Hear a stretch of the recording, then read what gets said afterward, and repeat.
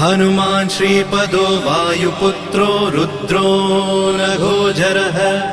अमृत्यवीरवीरश्च ग्रामवासो जनाश्रयः धनदो निर्गुणः शूरो वीरो निधिपतिर्मुनिः पिङ्गाक्षो वरदो वाग्मी सीता शोकविनाशकः शिवः शर्वः परो व्यक्तो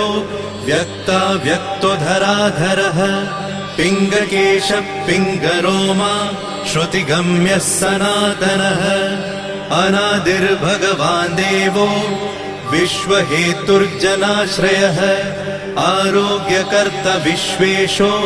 विश्वनाथो हरीश्वरः भर्गो रामो रामभक्तः कल्याणप्रकृतिस्थिरः विश्वम्भरो विश्वमूर्तिर्